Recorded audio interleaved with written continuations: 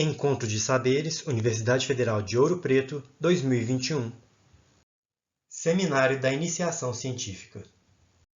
Olá, meu nome é Jorge Luiz Duarte Filho, sou estudante de Medicina da Universidade Federal de Ouro Preto, bolsista de Iniciação Científica pelo Programa de Iniciação à Pesquisa da UFOP, orientado pela professora doutora Isis Eloá Machado no projeto Impactos Financeiros à Saúde devidos à alimentação inadequada e ao excesso de peso no Brasil e unidades federativas, vinculado ao Programa de Pós-Graduação em Saúde e Nutrição. Esse projeto conta com a participação de pesquisadores da UFOP, UFMG, UERJ, Fiocruz e IHME. A equipe que produziu esse vídeo é composta por mim, bem como por Isis Machado, Ana Caroline Costa, Aline Fogal, Larissa Guedes. No Brasil, as doenças crônicas não transmissíveis são atualmente a maior causa de morbimortalidade e têm como fatores de risco o excesso de peso e as dietas ricas em alimentos ultraprocessados. Com isso em mente, o projeto ao qual estou vinculado pretende estimular a carga de doenças crônicas não transmissíveis e os custos financeiros para o Sistema Único de Saúde relacionados à alimentação inadequada e ao excesso de peso na população adulta para o Brasil e unidades federativas. Nesse vídeo, vamos destacar os procedimentos metodológicos utilizados no estudo para quantificar os impactos financeiros, custos, que alguns comportamentos alimentares da população brasileira têm para o sistema público de saúde.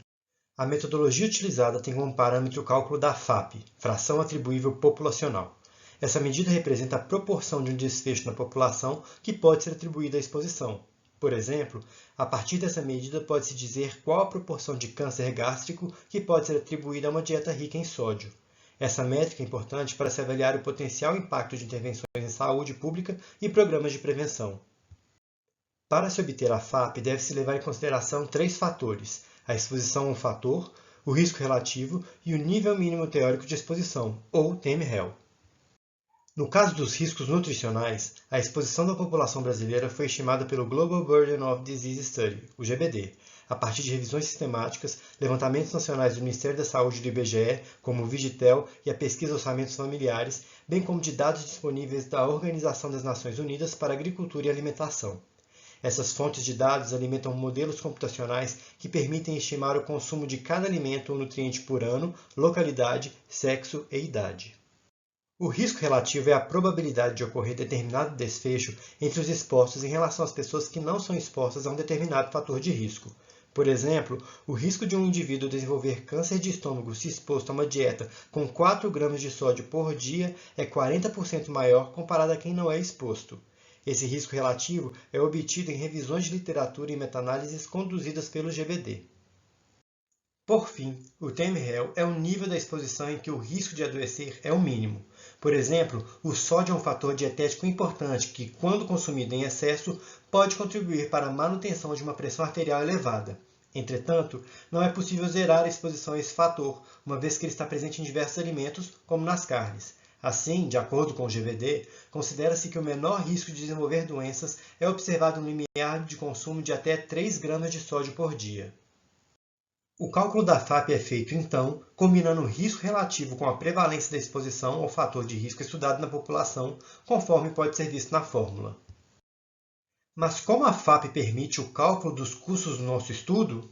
Após obter a FAP, extraímos os custos das ações de média e alta complexidade relacionadas aos procedimentos, provenientes do Sistema de Informações Ambulatoriais e do Sistema de Informações Hospitalares do SUS por doença, considerando o diagnóstico principal. Em seguida, os valores por cada doença serão multiplicados pelo valor da FAP de cada par risco-desfecho. O resultado dessa multiplicação será o valor gasto por par risco-desfecho. Ao final, os valores gastos em todas as doenças associadas ao fator de risco serão somados, obtendo-se o custo atribuível a cada fator de risco. Esses valores monetários serão obtidos em reais e convertidos para dólares internacionais, considerando o fator de conversão da época.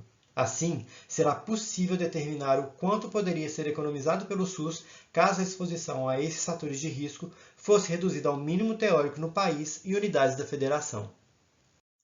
Uma forma de se explicar esse projeto de custos é através do exemplo do consumo excessivo de sódio, que tem uma relação cientificamente comprovada com o câncer gástrico ao consumir mais de 3 gramas de sódio por dia. Suponhamos que os gastos com internação e procedimentos de alta complexidade de pessoas com câncer gástrico em determinado ano no Brasil foram de R$ 5 milhões e a FAP do consumo excessivo de sódio em relação ao câncer gástrico para esse mesmo ano foi de 10%. Isso significa que R$ 500 mil que foram gastos com internações de pacientes com câncer gástrico poderiam ter sido economizados pelo SUS caso a população tivesse uma alimentação adequada em relação ao sódio. O presente trabalho encontra-se em fase inicial. Todavia, as várias linhas de pesquisa dentro do projeto têm como resultados esperados a revisão e aprendizado de novas técnicas e metodologias de avaliação e a produção de conhecimento sobre os custos financeiros que poderiam ser economizados caso os fatores de riscos nutricionais e o excesso de peso fossem reduzidos na população brasileira e das unidades federativas. Outros resultados esperados são a ampliação da oferta de disciplinas em cursos de pós-graduação e graduação das instituições participantes, com orientação a alunos de iniciação científica, mestrado e doutorado. O presente estudo é, então, uma potencial ferramenta de grande valia que pode auxiliar os gestores públicos na alocação mais assertiva de recursos financeiros destinados ao SUS, especialmente em um cenário de contingenciamento de gastos. Agradeço ao UFOP, à Pró-Reitoria de Pesquisa, Pós-Graduação e Inovação, ao Programa de Pós-Graduação em Saúde e Nutrição, à Escola de Medicina da UFOP, ao CNPq e ao IHME por viabilizarem a realização dessa pesquisa. Muito obrigado!